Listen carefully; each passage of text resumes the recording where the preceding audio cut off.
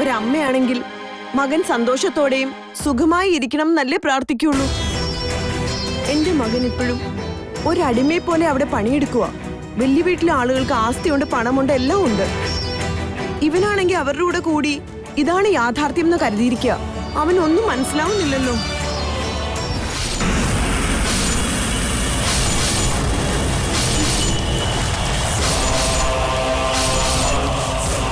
നല്ല വിദ്യാഭ്യാസവും ഇല്ല, നല്ല ജോലിയും ഇല്ല. ഇത്രയ്ക്കും തെറ്റ് അവൻ എന്താ ചെയ്തത് ദൈവമേ? അവൻ എന്റെ വയറ്റിൽ ജനിച്ചത് തെറ്റാണോ? വെറുതെ എന്തിനാണ് കരഞ്ഞുകൊണ്ടിരിക്കുന്നത് നീ?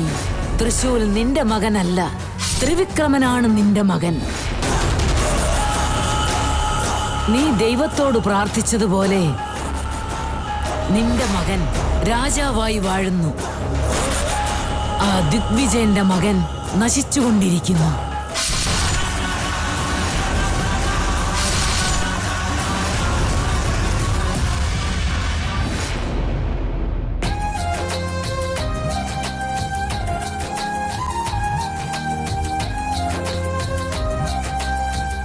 ക്ഷീണം തോന്നുന്നുണ്ടോ?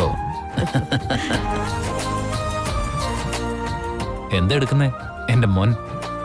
അതെങ്ങനെ പറയാൻ പറ്റും മകനാണെന്ന്? അത് ഉറപ്പല്ലേ? എനിക്ക് ജനിക്കാൻ പോകുന്ന മകൻ തന്നെയാ.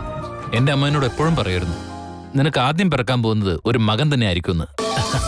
മകനോ മകളോ എന്തായാലും കുഴപ്പമില്ല, എനിക്ക് സന്തോഷമാണ്. ജനിക്കാൻ പോകുന്ന കുട്ടിക്ക് നല്ലൊരു ജീവിതം വേണം. നമ്മൾ അനുഭവിച്ച കഷ്ടങ്ങള് നമ്മുടെ കുട്ടിക്കുണ്ടാവരുത്. അതെ മധു, നീ പറയുന്നതന്നെ ശരി. നമുക്ക് എന്താണോ വിധിച്ചിരിക്കുന്നത് അതുപോലെ തന്നെ സംഭവിക്കും. ആ മധു ഒരുപാട് ആഗ്രഹിച്ച കുട്ടിയല്ലേ, മനസ്സിന്റെ സമാധാനം പോവും. അത് വേണ്ട. ജനിക്കുന്ന കുട്ടിക്ക് നല്ലത് വരണം, അതാ എന്റെ പ്രാർത്ഥന. എല്ലാ അച്ഛനും അമ്മമാരും അത് തന്നെയല്ലേ പ്രാർത്ഥിക്കാറ്? അതെ മധു, അത് തെറ്റല്ല. എന്നാലും നമ്മുടെ അവസ്ഥയെക്കുറിച്ച് ഓർത്തപ്പോ ഞാനങ്ങ് പറഞ്ഞു പോയതാ. അത് കള, അതോർത്ത് നീ തലമുണ്ടാക്കണ്ട. സമാധാനായിട്ടിരിക്കെ, എല്ലാം ശരിയായിക്കൊള്ളും. ഓരോ തവണ ഇത് തന്നെ പറഞ്ഞ് എന്റെ വായടപ്പിക്കൂല്ലേ നിങ്ങള്? എന്നെ വിശ്വസിച്ച് വന്നവളാണ് നീ. നിനക്കൊരു കുറവും വരാതെ നോക്കേണ്ടത് എന്റെ ചുമതലയാണ്. എന്റെ അമ്മ കൂടെ ഉണ്ടായിരുന്നെങ്കിൽ നിന്നെ ഞാൻ ഇതിലും നന്നായി നോക്കിയേനെ. അമ്മയ്ക്ക് വലിയ സന്തോഷായേനെ. നമ്മുടെ പാരമ്പര്യം നിലനിർത്താൻ വീട്ടിൽ വിളക്ക് വയ്ക്കാൻ ഒരാളായെന്നോർത്ത് എന്തുമാത്രം സന്തോഷിച്ചേ. പക്ഷെ നമുക്ക് എന്ത് ചെയ്യാനാവും? വിധി അമ്മയെ നേരത്തെ വിളിച്ചുകൊണ്ട് പോയി. നമ്മൾ ഒരിക്കലും നമ്മുടെ സ്വപ്നത്തെക്കുറിച്ച് മറക്കരുത്. എനിക്ക് കിട്ടാതെ പോയ വാത്സല്യവും സ്നേഹവും എന്റെ മകന് കിട്ടാതെ പോകും. അതാ എന്റെ പ്രാർത്ഥന. നിങ്ങളുടെ അമ്മയോർത്ത് വല്ലാതെ നിങ്ങൾ വിഷമിക്കണ്ട. നിങ്ങളുടെ വേദന എന്താണെന്ന് എനിക്ക് മനസ്സിലാവുന്നുണ്ട്.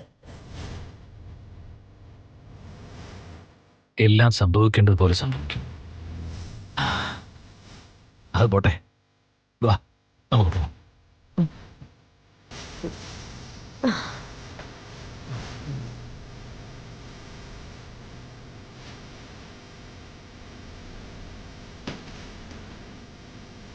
എന്തെങ്കിലും കഴിക്കാൻ കൊതി തോന്നുന്നുണ്ടോ? ഞാൻ പോയി വാങ്ങിച്ചോണ്ട് വരാം. നീ അകത്തേക്ക് ചെല്ലേ. സൂക്ഷിച്ച്.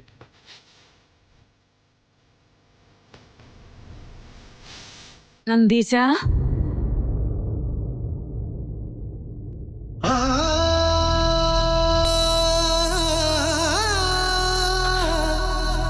അമ്മ.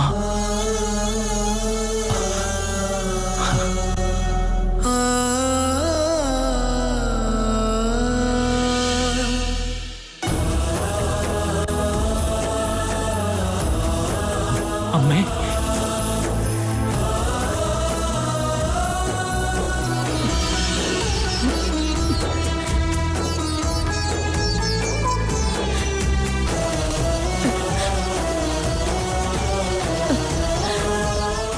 അമ്മേ, എവിടെയായിരുന്നു അമ്മ ഇതുവരെ? എവിടെ പോയതായിരുന്നു? ഇങ്ങനൊരു മകൻ ഇവിടെ ഉള്ള കാര്യം അമ്മ മറന്നുപോയോ അമ്മേ? അമ്മയല്ലാതെ എനിക്ക് മറ്റാരുമില്ലെന്ന് അമ്മയ്ക്ക് അറിയാലോ. എനിക്ക് എന്ത് സന്തോഷായിന്നറിയോ. എന്റെ കണ്ണിൽ കണ്ടിട്ടും എനിക്ക് വിശ്വസിക്കാനാവുന്നില്ല. അമ്മയുടെ മകൻ നന്ദീശനാണമ്മേ. ഞാൻ അമ്മയെ നോക്കിക്കൊള്ളാം. വാമ്മേ, അമ്മ വാ, അമ്മ വാ. നന്ദീശ, ഞാൻ എന്ത് കാരണത്തിനായിട്ടാണ് വീട് വിട്ടുപോയത്, ആ കാര്യത്തില് ഞാൻ ജയിച്ചു വന്നിരിക്കുകയാണ്. നാഗമാണിക്യം എവിടെയാണെന്ന് ഞാൻ മനസ്സിലാക്കി. അതെങ്ങനെ എടുത്തോണ്ട് വരണമെന്ന വഴിയും ഞാൻ മനസ്സിലാക്കിയിട്ടുണ്ട്. എന്താ അമ്മ ഇത്? അമ്മ ഇനി ആ കാര്യം വിട്ടിട്ടില്ലേ? ഇപ്പോഴും അതേ നാഗമാണിക്യം. അമ്മ മനസാക്ഷിയില്ലാതെ സംസാരിക്കരുത്. എന്റെ കുഞ്ഞുനാള് മുതലേ ഞാനിത് കേട്ട് കേട്ട് മടുത്തിരിക്കുന്ന വാക്കാണ് എന്റെ അമ്മ. എന്നോടുള്ള ഇഷ്ടം കൊണ്ട് അമ്മ വീട്ടിലേക്ക് മടങ്ങി വന്നെന്നാ ഞാൻ ഓർത്തത്. ഇതിപ്പോ നാഗമാണിക്യം, അത് തേടാനുള്ള വഴി എന്തൊക്കെയാ അമ്മ പറയുന്നത്? അമ്മേ, നമ്മുടെ മധു ഗർഭിണിയാണമ്മേ. വാമേ, ഒന്ന് കണ്ടിട്ട് പോ. അമ്മ കണ്ടിട്ട് പോ. വാമേ. നന്ദീശ, ഞാൻ പറയുന്നൊന്ന് കേൾക്ക്. ആദ്യം നാഗമാണിക്യം അവിടെ നിന്ന് എടുക്കാൻ നോക്ക്. ഒരൊറ്റ പ്രാവശ്യം നാഗമാണിക്യം കിട്ടിയെങ്കിൽ പിന്നെ ആർക്കും ഒരിക്കലും നമ്മളെ തോൽപ്പിക്കാനാവില്ല മോനെ. നീ വലിയ പ്രമാണിയായി മാറും. നാടിന്, ലോകത്തിന് തന്നെ നീ വലിയ പ്രമാണിയാകും. നോക്ക് നന്ദീശ, നിനക്ക് മകൻ ജനിക്കാൻ പോകുന്നു. നാഗമാണിക്യം കിട്ടിയാൽ നിന്റെ മകൻ സുഖലോലുപനായി ജീവിക്കുന്നത് കാണാം. ജനിക്കാൻ പോകുന്ന മകന്റെ ഭാവി ആലോചിക്കും. നിന്റെ മകൻ സകല സൗഭാഗ്യത്തോടെയും ജീവിക്കും. ഞാൻ പറയുന്നത് സത്യമാണ് മകനെ. നാഗമാണിക്യം ഞാൻ കണ്ടെത്തിയിട്ടുണ്ട്. എന്റെ വാക്ക് വിശ്വസിക്ക്. നോക്ക്, നിന്നോട് ഞാൻ സത്യം പറയാം. ഇതാ, നാഗമാണിക്യം എവിടെയാണെന്ന് ഇതിൽ വിവരിച്ചിട്ടുണ്ട്. നോക്ക്. ഞാൻ എത്ര പറഞ്ഞാലും നാഗമാണിക്യം നാഗമാണിക്കുന്നൊരു വിചാരം മാത്രമേ ഉള്ളൂ അമ്മയ്ക്ക്.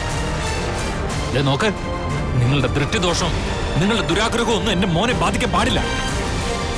അതല്ല, അമ്മയ്ക്ക് എന്നോട് സ്നേഹം ഉണ്ടെങ്കിൽ ഇതെല്ലാം മറന്നു കളഞ്ഞിട്ട് അമ്മ എന്റെ ഒപ്പം വാ. മോനെ നന്ദിശ, ഇത് നീ വാങ്ങിക്ക.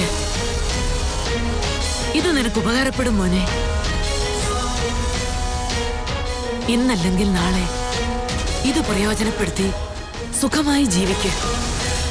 ഇനി മേലിൽ ഞാൻ നിനക്കൊരു ഉപദ്രവവും ചെയ്യില്ല.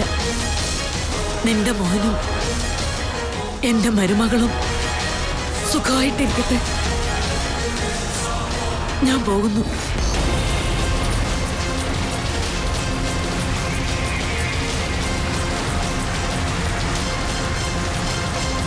ഏയ് നന്ദീശ, വാ ഇങ്ങോട്ട്. മുതലാളി, ആരോടാ നീ സംസാരിച്ചോണ്ടിരുന്നത്? ആരാ അത്? അതെന്റെ അമ്മയായിരുന്നു മുതലാളി. അമ്മയോ? എന്നിട്ട് നീ എന്തിനാ അവരെ ഇവിടെ നടക്കി വിട്ടു? എന്റെ അമ്മ നാഗമാണിക്യം മോഹിച്ച് നടക്കുക. വാ തുറന്ന നാഗമാണിക്യം നാഗമാണിക്കെന്ന് മാത്രമേ ഉള്ളൂ. ഇതിൽ നോക്കിക്കഴിഞ്ഞാ നാഗമാണിക്കിരിക്കുന്ന സ്ഥലം അറിയാം, അവിടെ പോണമെന്നൊക്കെയാ അമ്മ എന്നോട് പറഞ്ഞിട്ട് പോയത്. ഞാനമ്മോട് ഇതെല്ലാം വിട്ടിട്ട് വീട്ടിലേക്ക് വരാൻ പറഞ്ഞു. കേട്ടില്ല. പോണോന്ന് ഒരേ വാശിയായിരുന്നു അമ്മയ്ക്ക്. അതിങ്ങനെ ഞാൻ നോക്കട്ടെ.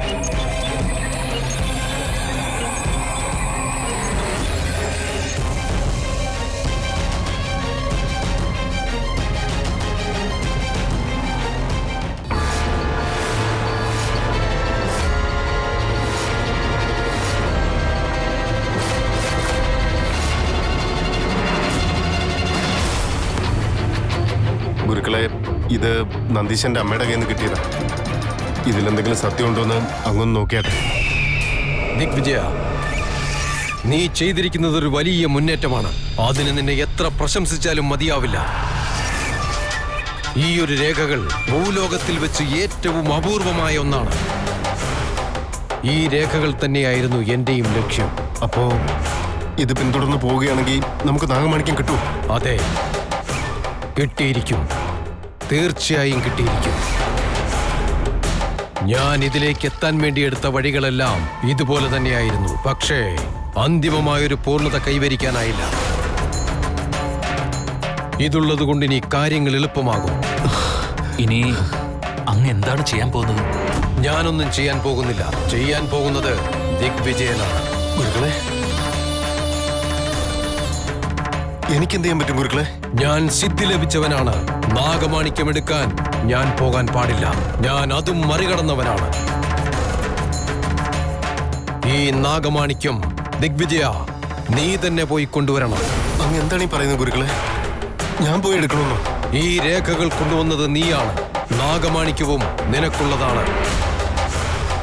പക്ഷേ അതത്ര എളുപ്പമുള്ള ഒന്നല്ല. നീ നിനക്ക് വിശ്വാസമുള്ള കുറച്ചുപേരെ കണ്ടെത്തിയേ മതിയാകൂ. അവർ നിന്റെ പിറകിൽ സഹായത്തിനായി എപ്പോഴും ഉണ്ടായിരിക്കണം. അങ്ങനെയാണെങ്കിൽ മാത്രമേ ഈ കാര്യം സാധ്യമാകൂ. നിന്നെ കൊണ്ടിത് ചെയ്യാൻ സാധിക്കുകയില്ലേ? അല്ല, നാഗമാണിക്യം കൊണ്ടുവരുന്നതിൽ വേറെ അപകടമൊന്നുമില്ലല്ലോ? ഈ പ്രപഞ്ചത്തിലെ തന്നെ അപൂർവമായ ഒരു മാണിക്യം കൊണ്ടുവരുന്നത് അപകടം തന്നെയാണ്.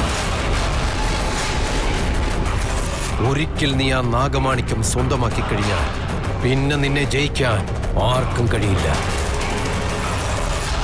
അപാരമായ സമ്പത്ത്, ആരോഗ്യം, ഒപ്പം പ്രശസ്തിയും. പിന്നെ നിന്നെ തടയുവാൻ ആരെക്കൊണ്ടും കഴിയില്ല. അങ്ങനെയാണെങ്കിൽ ഇക്കാര്യം ചെയ്യാൻ ഞാൻ തയ്യാറാണ് ഗുരുക്കളെ. അതിനുവേണ്ടി നീ 7 ദിവസം ഉപവാസം അനുഷ്ഠിച്ച് കാളിയെ ആരാധിക്കേണ്ടതുണ്ട്. അതിനുശേഷം അമാവാസിയുടെ അന്ന് നാഗമലയിലേക്ക് പോയി നാഗമാണിക്യം എടുത്തുകൊണ്ടുവരണം. അതിനുവേണ്ടി നീ എന്തെല്ലാം കാര്യങ്ങളാണ് ചെയ്യേണ്ടതെന്ന് ഞാൻ പറഞ്ഞുതരാം. പക്ഷേ ഈ കാര്യം പെട്ടെന്ന് തന്നെ സംഭവിക്കണം. എന്തെന്ന് വെച്ചാൽ, ആ സ്ത്രീ വേറെ ആരോടെങ്കിലും ഈ രേഖയെക്കുറിച്ച് പറഞ്ഞിട്ടുണ്ടോ എന്നറിയില്ല. അതിനാൽ എത്രയും പെട്ടെന്ന് തന്നെ നമുക്ക് ആ നാഗമാണിക്യം കൈക്കലാക്കണം. അങ്ങയുടെ അനുഗ്രഹം ഉണ്ടെങ്കിൽ ഞാൻ എന്തു വേണമെങ്കിലും ചെയ്യാൻ ഗുരുക്കളെ.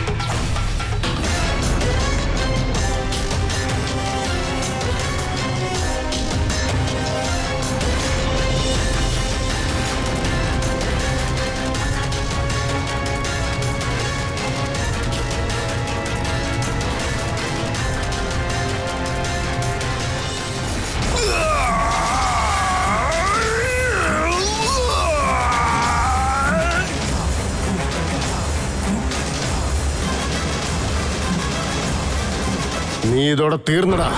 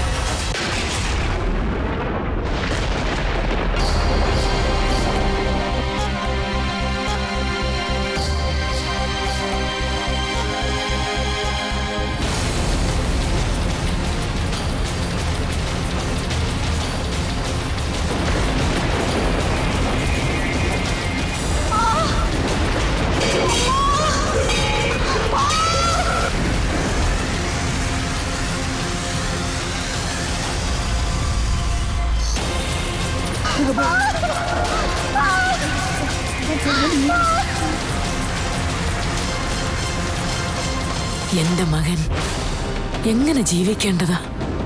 അവനൊരു നിലയിലെത്താൻ ആഗ്രഹിച്ചു. അതിനുവേണ്ടിയാണ് നാഗമാണിക്യം തേടി ഞാൻ പലയിടത്തും ഓടി നടന്നത്. അതിനുവേണ്ടി ഒരു മാർഗവും ഞാൻ കണ്ടുപിടിച്ചതാ.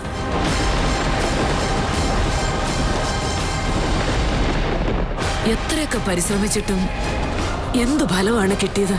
ഛേ, എന്റെ സ്നേഹം അവനൊട്ടും മനസ്സിലാക്കിയില്ല. ഇപ്പൊ കണ്ടില്ലേ, ഏതോ ഒരാഢ്യന്റെ വീട്ടുമൂലയിൽ എന്റെ മരുമകൾ പ്രസവിക്കുകയാണ്.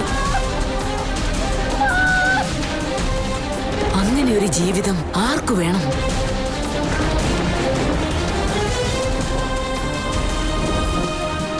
ഞാൻ കണ്ടുപിടിച്ച നാഗമാണിക്യം കൈക്കലാക്കാനുള്ള വഴി ഇപ്പോ ദിഗ്വിജയന് ഉപകാരമായി മാറിയല്ലോ.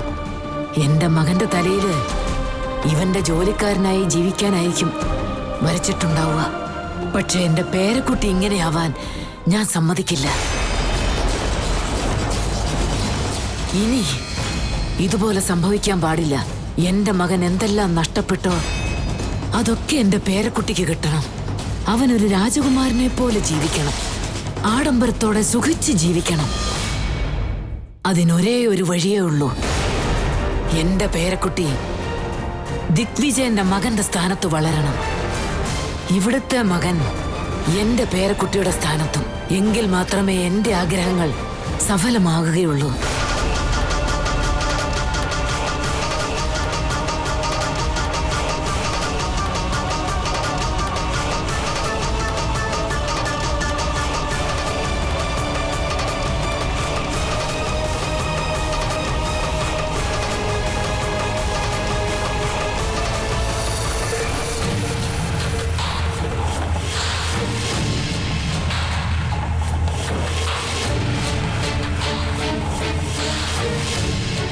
എന്റെ പൊന്നുമോനെ, ഇനിയുള്ള നിന്റെ ജീവിതം സമ്പത്തുള്ള ഈ വീട്ടിൽ ഭദ്രമായിരിക്കട്ടെ.